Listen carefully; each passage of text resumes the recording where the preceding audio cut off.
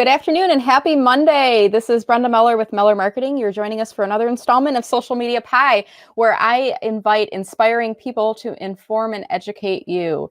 And we are definitely in some interesting times right now. And this was a non-scheduled interview, but something that I decided might make for a relevant topic, and just wanted to include this as a LinkedIn Live topic for the week. So what I'm doing right now is I'm starting to live stream on LinkedIn and on Facebook. If you're happening to catch us on either platform, do leave a comment below and make sure you like this video as well. And I'm just waiting for the live stream to come up on my phone now, and then we're going to go ahead and toggle over. And it looks like it's coming up. So I'm going to remove our cover graphic here and say good afternoon and welcome to my special guest for today. And Lynne Golodner is going to be helping us to talk about some communication strategies during a crisis like a pandemic. So welcome, Lynne. How are you doing today?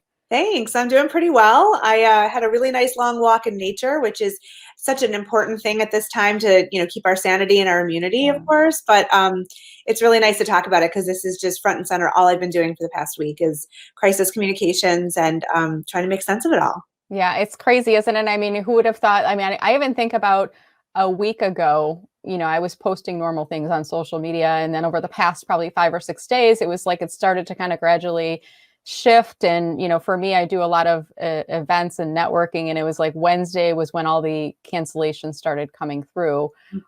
So and I saw an email, actually a social media post, Lynne, that you had put up, and I want to say, was it like Friday last week or was it over the weekend? I can't remember when it was. I think it was actually Wednesday or Thursday. Was it? Okay. It was, yeah. Yeah, it was like mid to late last week, and it was kind of like a hey, if you don't have a plan in place, reach out to me. I'd love to be able to help you. And I shared it out, and I'm like, that's great, because when we're in the midst of a crisis happening, it's really hard for us to kind of see the path through. And also it can be a very emotional and a high charge time. And having experts to help guide us through the process is really helpful. So as my business is a bit contracting right now with speaking engagements and things winding down, I started thinking about over the weekend, how can I help? What can I do to help? Aside from obviously the social distancing and washing our hands, and the kids are now home from school and things are being canceled. I'm doing my part there, but what else can I do? And I thought, well, gosh, I've got this platform and I've got a lot of followers and connections, and I have access to LinkedIn Live. So what if I were to start reaching out to experts in my community and invite them to share tips with all of you, which brings us to our topic for today.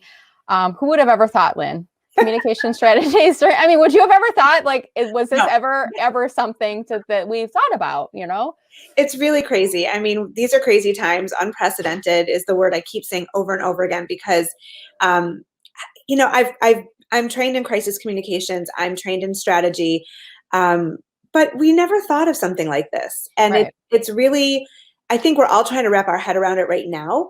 And there's so many unknowns, and we don't know how long this is going to last, what the outcomes are going to be. Right. We keep hearing it's going to get worse before it gets better. And so it's really hard to deal with uncertainty and the fears that come up around it. People are worried about their incomes. They're worried about their workload slowing down, or maybe not having income, or, what's going to happen. And so all of these things factor in, and yet businesses need to message very clearly, very calmly, and it's just so important. I know one of the things that we want to talk about is, how do you message during a crisis? And as I've been doing this for clients over the past week, I'm reminded that I enjoy this work in that I get to be an outsider to the organization, and I can look with clear eyes and help to provide some calm, which is so important when you're creating messaging. If you have emotion that's, driving your messaging, it's going to be all over the place, and we need clarity and we need simplicity. And so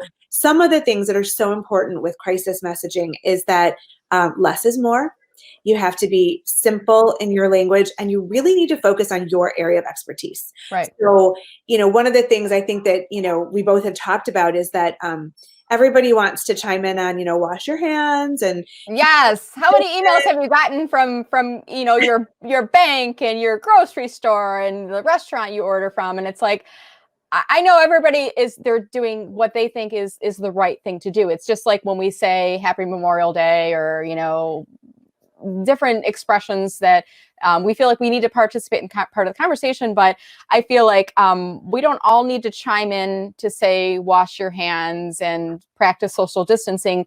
The CDC and the WHO's got those messages covered, right?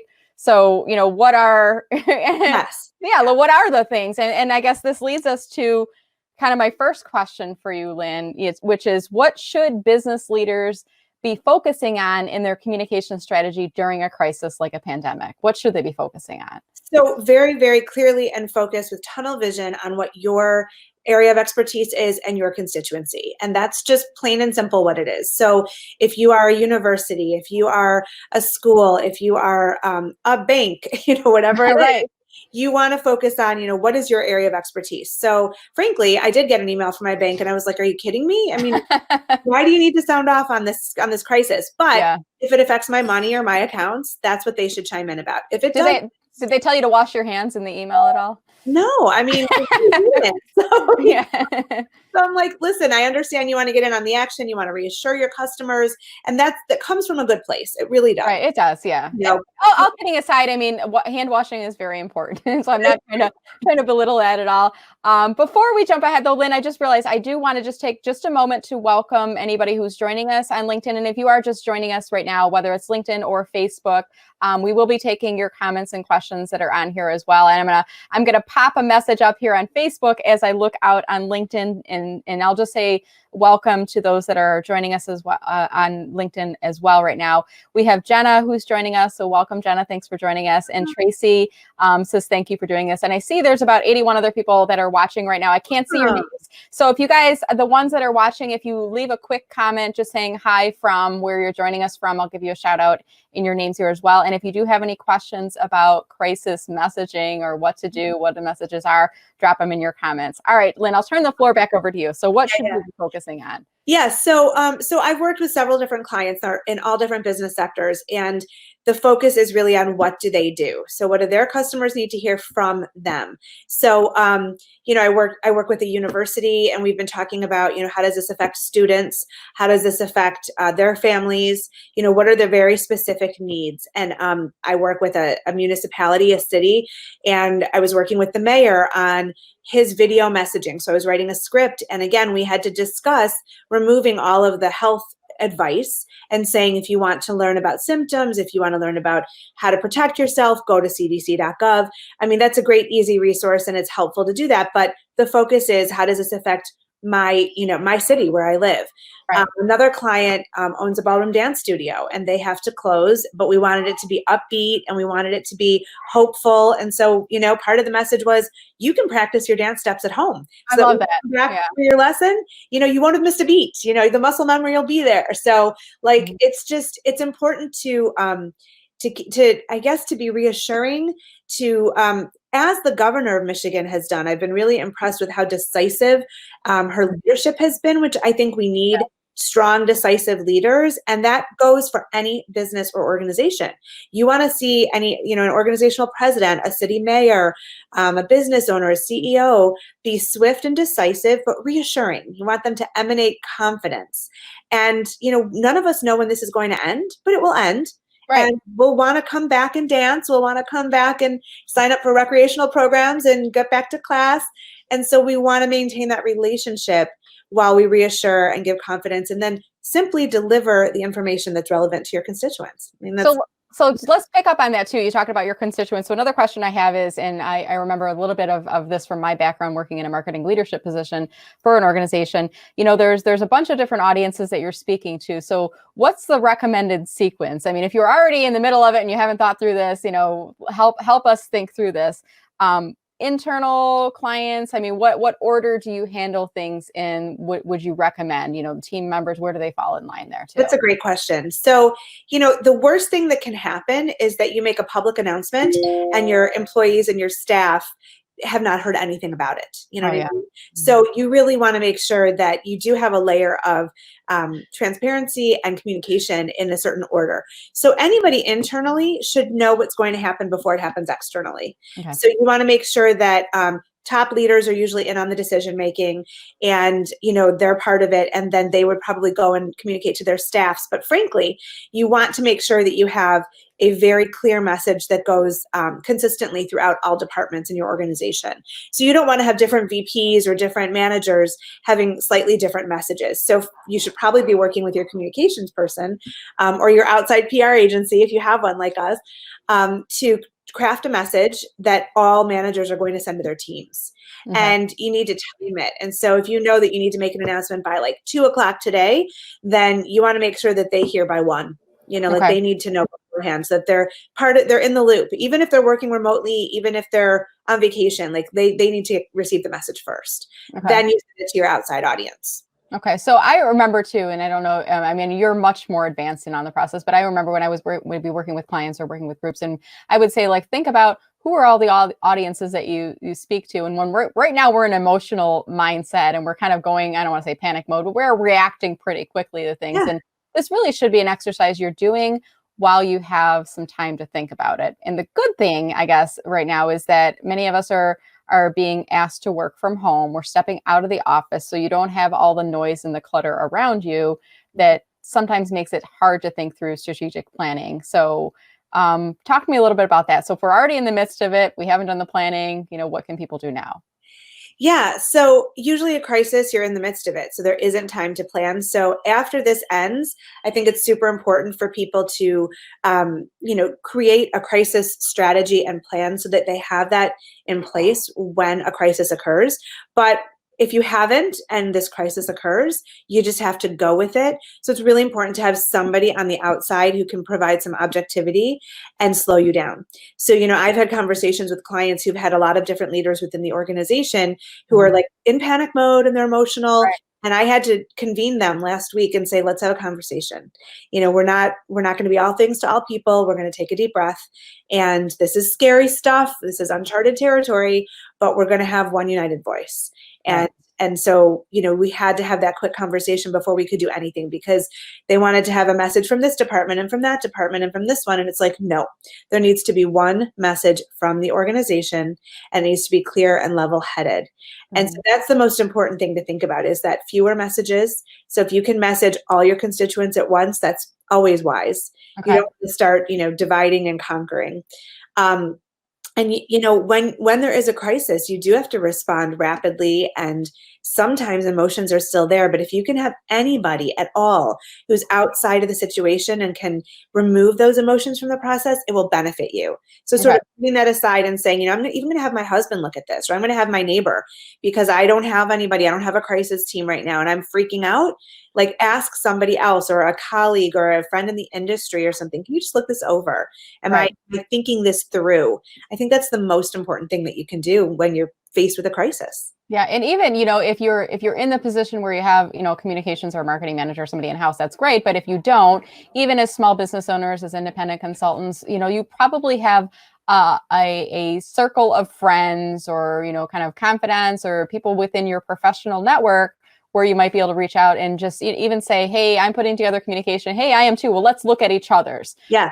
And let's help each other out. And sometimes, and I loved your point there, you can see things more clearly when you're not inside the organization and you have an emotional interest within the organization. When you can kind of look at things from the outside in, you can say, well, hey a minute, hold on a minute there. You're a bank. Why do you need to tell people where to go to the hospital? Like, you just need to tell your customers whether the branch is open and how to use the ATM, and how it's impacting, them doing business with you. Obviously, we all know that we all care about each other, but it's really great to have people in your network to reach out to.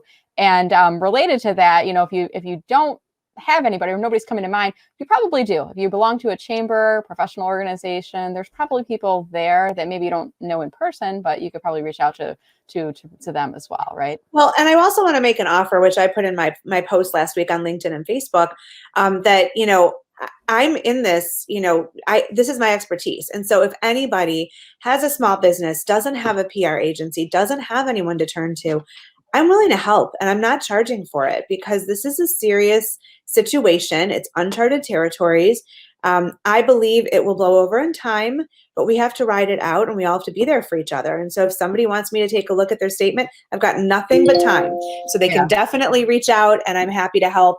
No strings attached. It's just to help, so I'm here. I'm going to pull it up on screen right now. I think this was the post that I read. It was 5 days. It feels like everything is happening so fast right now, but it was 5 days ago. And I love that you're offering this out. And I think this is really great, Lynne, that you're doing something like this. So thank you for that. So now let's go into and without naming names, what are some common mistakes that you see people making right now in their communication strategy, and what can we learn from them? And it's not like let's point them out to make fun of them, but let's learn from what would you recommend that they do differently. Okay. So I would never name names, and we all, I keep hearing no judgment. We're not judging anybody because we just can't. We're all responding as best we can, Yeah. I think that it's really important not to post to social media what you post, what you send to your constituents, to your audiences. Mm-hmm. So I've seen some organizations send out an email to whoever their customers are and then post that on their social media. I don't think social media is the place for it. Okay. I think that when you have a private communication that's going to have repercussions on the people who patronize your business or your service, that's almost an intimate communication. Like, hey, we're already in this relationship, and so I just want to inform you how it's going to be affected by this. And an email is a proper place for that. I don't think social media is. Social media is blowing up right now, and that's not where we as small businesses or different organizations should be posting our crisis statements unless that's where our constituents are, if we primarily are in that realm. So for example, I think it's important for maybe gyms and yoga studios and things like that, where people are looking to social media for updates on classes to post and just say, our hours have changed, or, the governor just had an executive order, so now we're closed until March 30th. That's all you need to say. I wouldn't do anything else. But I have seen people post their whole statements as their social media posts, and I think that's a big no-no. Okay. I also, we talked about already how, unless you are a physician and you are commenting as an expert, you are the voice, the epidemiologist, the, ER director, if that's the role that you are commenting from, by all means, please tell me how to be safe and protect my family and protect my health. But if you're not in those limited roles, if you're not the governor, if you're not the head of the CDC, leave that to them. So, the messaging should really be, here's what we can say from our expertise in our organization, how we are going to be changing in some way or being affected. We wish you all well, again, with confidence and reassurance. And then if you want more information about this disease, go to the CDC, go to the World Health Organization, and that leave the expertise to the experts. That's really important in a crisis. Yeah, that's a really good point. And I've even seen in a bigger picture, organizations shifting their communication plans with regards to even social media, or even things like movie launches. I don't know if you heard the new movie that's going to come up. Oh gosh, I'm blanking on it. It's like the action movie. They decided to delay it until November. Okay. Because the title of the movie, and if you're on right now, if you guys know what I'm talking about, what's the action movie? What's it called? And it's like the title of the movie is Today Is Not the Day to Die, or something like that. And they're like, whoa, okay, we're going to wait till the fall to put this out. But it's like, you need to think about context, because we're in this kind of awkward, and Lynne and I are in Michigan in the United States. And we're in this phase now where everything is starting to kind of get tightened down and locked down and stuff, but we're still in this, we're in an in-between phase and things are shifting. But, social media, like what was a good post last week, a happy-go-lucky, message, you don't want to appear you're tone deaf. Like the world is shifting, our focus is a little bit different. Putting out posts that are just kind of your regular sale or promotion or inspirational messages might not be as received as well as they were a week ago, 10 days ago, 2 weeks ago, right? So, I want to say something about that, Brenda, because I think that's really an important topic. So yeah, I wouldn't do sales or promotions or anything as of now unless it helps people who are stuck at home. Mm-hmm. So, if you provide a service or you provide something in general that people can really benefit from, that can help them while they're home, Yep. maybe it's your time, and that's fabulous. And if you can be of service, which I think has to be the overriding concern, and that's sort of my perspective in business anyway, is how can I help people? And Yeah. sure, it's an exchange, we make money from it, but it has to be of service, has to be the primary motive. But when it comes to social media, I don't know about you, but I'm really sick of seeing people pontificate and judge and Yes. chime in Yeah. and chastise. And so I feel like either we need to calm down on social media, maybe take a little break, or just sort of breathe a little bit, or we need to provide resources that are going to help people. Yeah. And so, I've been a big fan of Deepak Chopra in the past week because he's had some great videos with meditations and just different perspectives that would help me to like not panic. And so Mm-hmm. I feel like social media can be used in that way. So even if businesses are hurting, they still have their social media channel. They don't want to go dark, but why not provide some resources or some reassurance that could be inspiring to people at this time, because Right. people are sitting there and they're looking for inspiration and reassurance. So, Yeah. that's a fine line. Yeah, and it reminds me, I'm going to pull it up on screen right now. This is my friend Jason on Facebook. He had posted this. I'm going to see if it'll load when I go into here. But it was this really clever, graphic. I don't know if it's coming up on screen right now, but it's when you mouse over it, it's like breathe in. And I was watching last night, and hold it. Okay, breathe out. I'm like, it actually was calming watching this. And I replied back to Jason, and I'm like, thanks, I needed that. It was like, it's so overwhelming right now, all Yeah. the things that are happening. So in the meantime, I did get a couple of folks replying to my movie request. It's No Time to Die. It's the James Bond 007 movie. So thank you, Derek. Thank you, Chris. Thank you, Cash. Thank you, Ed. Thank you, Ed. We got a bunch of people chiming in on the movie title. So I think you guys have all probably seen the previews or heard the news about it or whatnot, but context, to what's happening right now is really, really important. And while I'm on LinkedIn, I'm just going to give a couple more shout outs here because we're continuing to grow our audience. And let's see. So question for you, Lynn, I'll ask the question and I'll let you think about that as I read through a couple more of these responses here. Question: advice for businesses that sell through distributorships. I'm not sure if we have an answer to that or not, but April says she agrees with your philosophies here, Lynn. Amanda says it's so gracious of you. Thank you abundantly for your offer.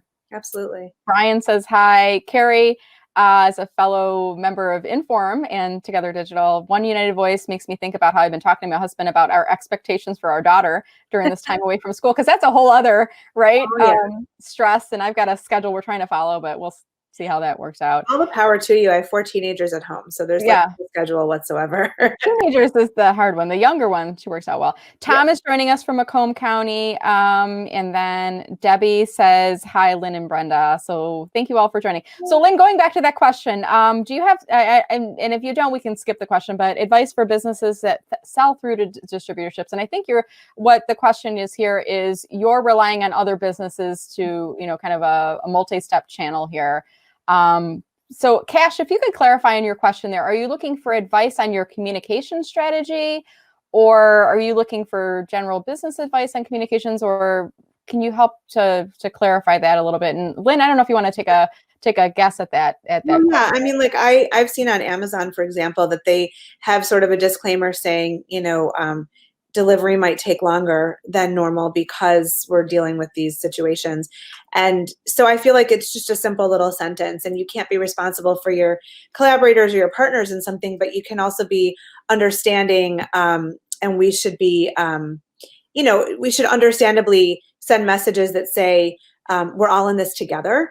Mm-hmm. And if, my distributor is slower because of being impacted by COVID, then, we apologize and we are so grateful for your business. And we will understand at this extenuating time. And that's all you need to say. Right. No blaming, all in this together, because we all are and we're all affected. So it's just that's the perspective. And we're kind of figuring this out as we go, aren't we? A little bit. Oh, It's like in every day it's a different, and it's interesting. I read a blog from Lee Meadows recently. He wrote it over the weekend. He's a professor who works at Walsh College, and he was talking about how organizations used to fear work from home. Like, we don't want our people going there because we don't know if they're going to be working and they're productive. And now it's like, well, we need them to work from home. So yeah, now, how do we figure out how to make this happen? right. How do we give them the tools and the technologies and make sure that we're still connected and there's no interruption in business? Because the reality is, this isn't just this week, right? This is at least the foreseeable next month. And, hopefully we're able to flatten the curve, so to speak, and keep business flowing as normal. But we need to be prepared that this could be for a little while here. So related to that, my next question for you, Lynne, is, and we don't know when this will be, but when can we resume to business as usual in our communications? What are the signs that people should be looking for, and when do you think that will happen?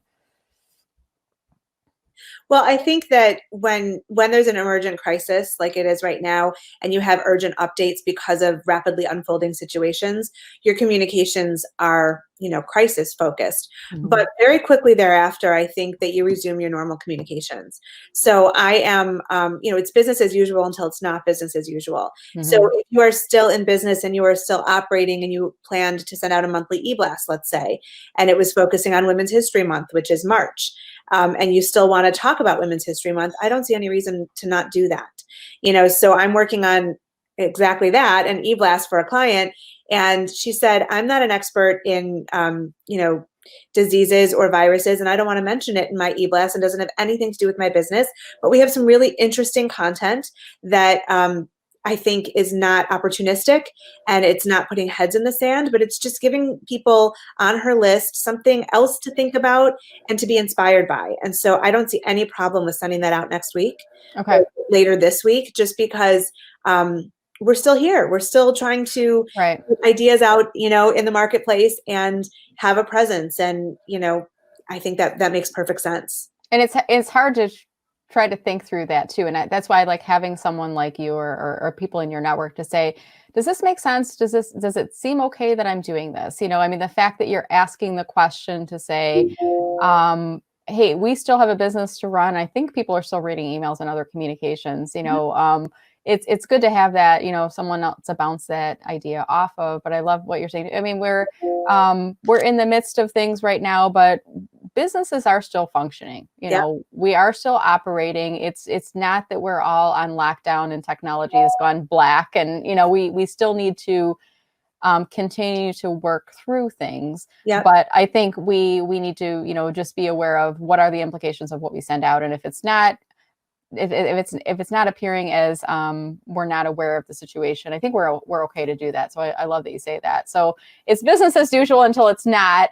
And then what are the cues and the signs that we need to think about when we go back? And then does there need to be a, hey, we're back message, when people are going back out, or Well, I mean, it depends. If you're providing, classes, activities, and they've been halted, then for sure there needs to be a communication that says we're open again as of this day, and classes resume. And Mhm. I play a lot of tennis, and so everything obviously was suspended.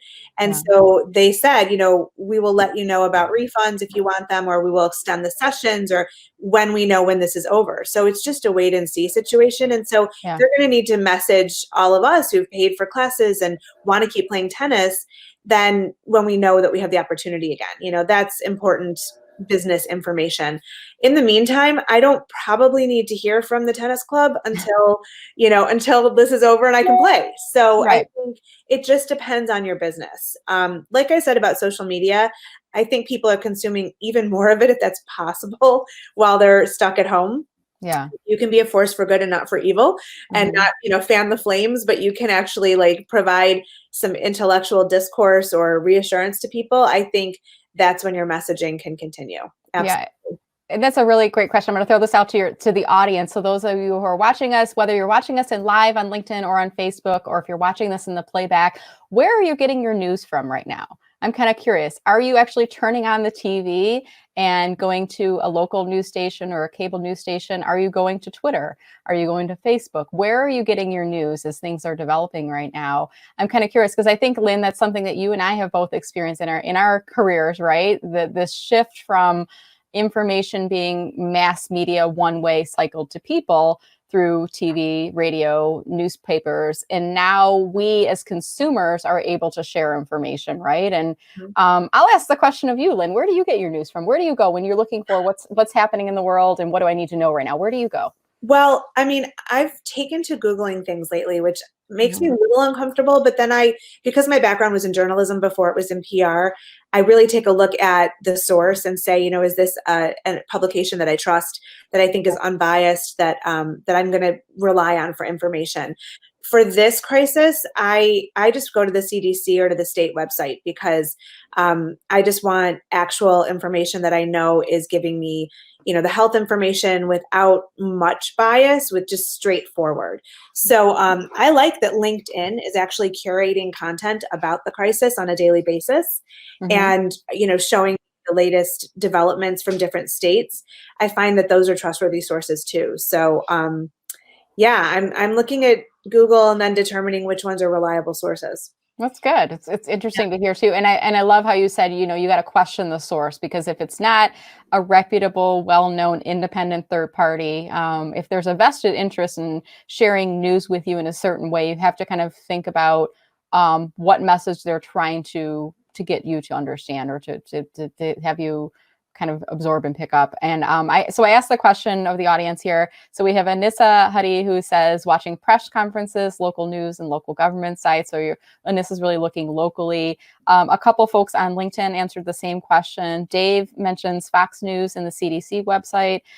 Cash mentions PBS and NPR. Love both of those stations. And I found recently started shifting over the past years to listening to music on the radio, to news on the radio. And I sometimes when it's like there's too much noise about everything else, I go to PBS and NPR because I feel like it's a little bit more calm, Yeah. what they're talking about out there. And it sounds like, there's a couple other comments here too. Social media is a place where we're going to consume information and where we're hearing news and information. And the future that Lynne's speaking about, I think when you go into LinkedIn, if I'm not mistaken, it's in like the upper, the upper left-hand corner of your page. Is that what you're talking about where they say like Yeah. today's news and views? I'm going Yep. to see if I can pull it up on screen here to show Yeah. all of you. It's going to load here in a second. I just want to say one thing, Brenda, while you're Yeah, looking at that. Oh yeah, it's right there. there So it is. Yeah. it's So it's up to date, so it's great. But one thing I wanted to say is there are people who are health professionals who are chiming in on social media, not as an expert, but from that emotional place. And so that's why it's really important to vet the source. So even mhm, if somebody is an MD, let's say, and that's what they do in their life, but they're freaking out because they're a parent or they're, whatever, they're human. right. I don't know that that's as reliable as somebody who's like holding a press conference as the head of the CDC or the hospital chairman or whatever it is, who is calm and measured and has thought through what they're going to say. So again, even if somebody's a doctor, it doesn't mean that at that moment they are responding as a doctor and a professional, but they might just be as a person who's worried. Right, right. Yeah, and then I mean we're all human beings. But we're also representatives of organizations at the same time.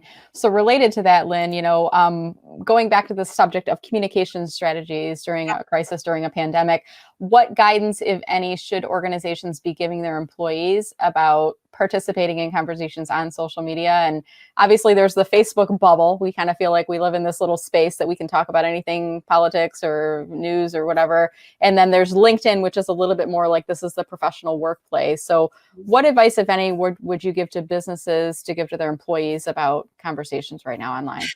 Brenda, that's a really tricky question because you can't really legislate what your employees do on their social media pages. At the same time, if they are actively identifying as being an employee of an organization, then they Mhm. are representing that organization. And so you have to sort of walk that line because there's First Amendment protections. Right. It's a legal quandary, but if you can gently encourage people to not weigh in as a professional or official voice, but just as a human being who's sharing feelings, then, and the wording matters in that regard. So, I feel, as opposed to everybody should do this, Right. very different tones and intentions. And if somebody is very actively posting on their personal social media as like vice president of X agency, and Right. everybody knows you that way, then they may associate your comments, your politics, your posts with the agency, and that's a little bit tricky. I Yeah. think it's fair for the owner of a company or the president or CEO to request that you have, sort of your company persona on social media, and then maybe you have a personal one too. And so Right. maybe your personal pontificating can be over there, but anything that relates to your industry can be on, a different profile. Yeah. You can't enforce it. It's tricky, but I think we have to be careful. Yeah, it is definitely tricky, and I appreciate everything you're saying on all fronts too, because we want people to feel like they can be on social media and they can talk and they can be active on there. We don't want them to feel like they can't participate in conversations, but it's also important to think about what are the implications of um, and more importantly, their affiliation with the organization, because it might imply this is the viewpoint of the organization. Yeah. Couple more folks chimed into on the news subject of where they're getting their media as relates to things that are happening. Sheila, who's a fellow Troy Chamber member, says CDC and the Michigan.gov website and some local media. Teddy says public broadcasts like NPR and CDC and state government agencies. And Cash says YouTube casts. This is the first time I've seen this, but YouTube casts of New York Times, Washington Post, and CNN. So now this is the irony, is like we're using social media to access mass media.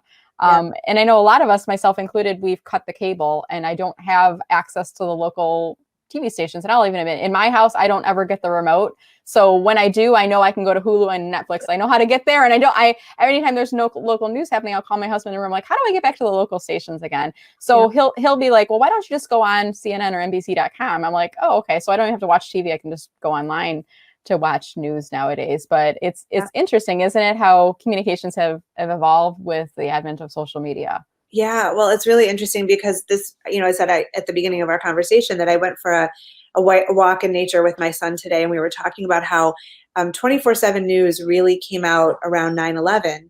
And I mean, a little bit before that, but it was just like we needed to know updates constantly. And that's become our normal now. Right. We expect 24/7 news, Mm-hmm. but we don't necessarily have the need for it. And I feel like it might not be for our best interest to always be consuming this, because I think it raises stress and anxiety levels, and not enough changes. I mean, with this pandemic, yes, it's unfolding as we speak, but that's a pretty unique experience. It is. Normally, as a PR person, I'm booking people on TV and the newspaper and radio. And when I look at local TV, and they have so many hours to fill every day, and I think, is that a benefit to us? It's great when I can book my clients there, but that's a lot of pressure to always have something new to say. So sometimes I think we're sort of recycling our own anxiety in the news. And my husband just pulled out like a New York Times article from the weekend that had all these great new Netflix releases. And he's like, okay, which ones do we want to try? Because we have the time now. Oh, yeah. So last night we watched The Incredible Jessica James, and it was really cute. And it was like light, and we needed to just sort of unplug from everything else and just see the story unfold, Oh, that's nice. So I feel like this is a great time for us to tune in maybe once a day, get the updates, and then tune out and just like breathe, Right. That's good.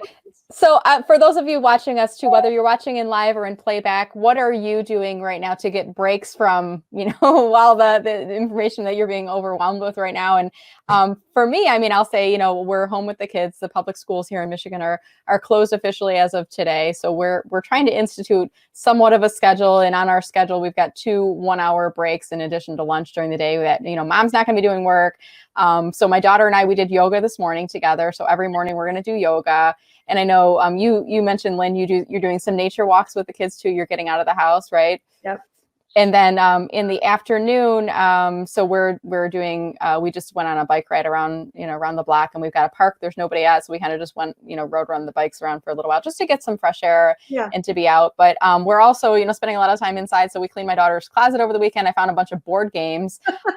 So do you remember Numbers Up, Lynn? Like, I don't know if they even still make it, but it's like you pull out the numbers and you have to put them in order. And so my daughter and I were playing this, and it was I put my phone away when we were playing, and we played some board games, and she's got a bunch of other games in her closet too. So Uh-huh. so I'm kind of curious, how's everybody else spending their time? I'm going to look and see if there's any comments coming in. What are your breaks, and any other, suggestions, Lynn, for the viewing audience today, things that we need to be thinking about, or things that we could be doing, outside of reading all this? Well, I love to cook and bake, and I don't always have time to do it. And one of the things my husband and I have been saying we wanted to do for a long time is make our own bread. We wanted to do a sourdough Oh, starter.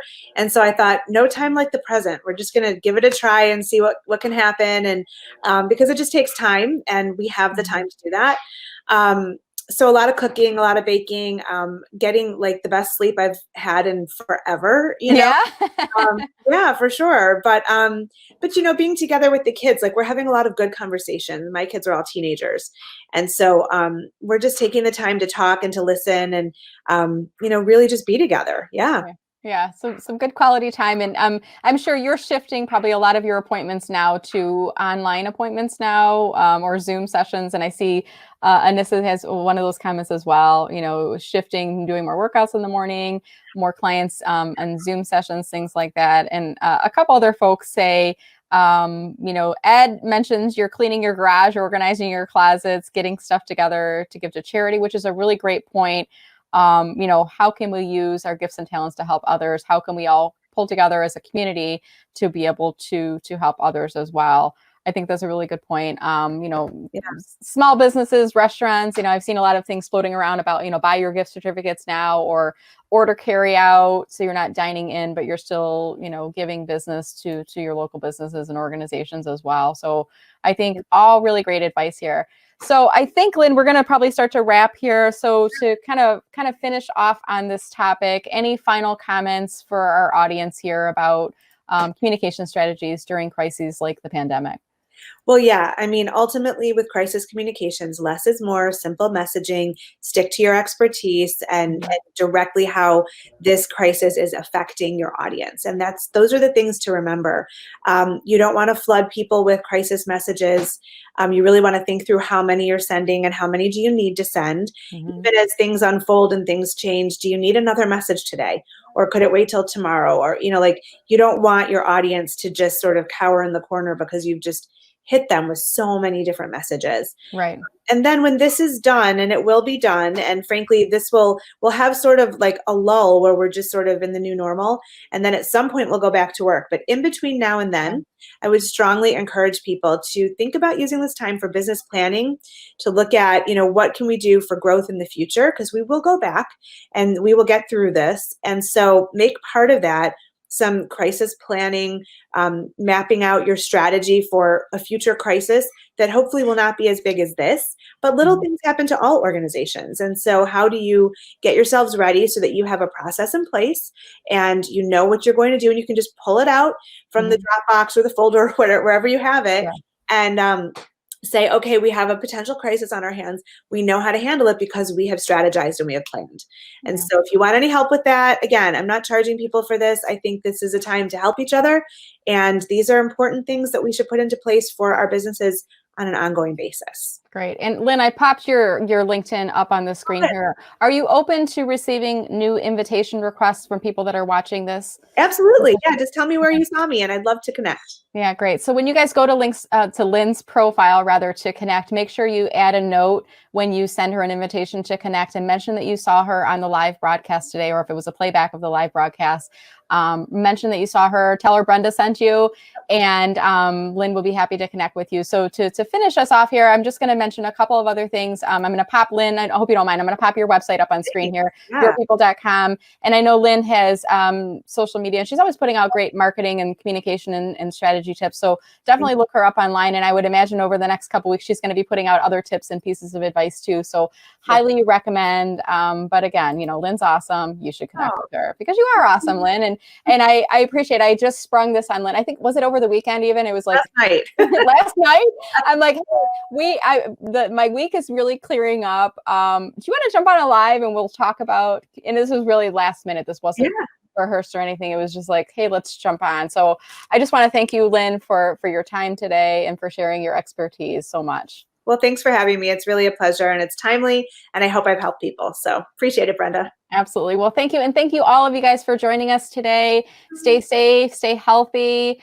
If you're watching this in playback, whether it's on Facebook, LinkedIn, YouTube, wherever you're watching, give this a like and also leave us a comment below. Let us know if you thought this topic was helpful. And I would encourage you, if you're watching this video, you can click to share it with others in your network as well, and kind of keep the word going. And you can always subscribe to my my website, millermarketing.com/subscribe, to get notifications for future LinkedIn live videos and interviews like these. I'm actually going to be interviewing you again, Lynn, in a couple weeks here. I think it's April, if I'm not mistaken. Yes, I'm excited. Yeah, so a different subject. You know, we originally had this, I think the original LinkedIn Live was been scheduled for a few months now, but we're going to be talking about making meaning in your work. Yep. And talking a little bit about your podcast. So that's a little teaser to come back and hear from Lynn again. But in the meantime, I'm going to end with popping Lynn's URL up on screen. And Lynn, we're now in this mode of when we see people in person, we don't handshake anymore, right? We do the fist pump or the elbow bump. So I want to do a fist bump with you right now. So let's do this fist bump right here as we clean up. Can you put your fist up to the screen? Other way, other way. There we go. There we go. Ah, there we go. We just did it virtually. There we go. You got it. Right? All right. Thanks for joining. And you guys have a great afternoon. We're going to go ahead and sign off. Have a good rest of the week.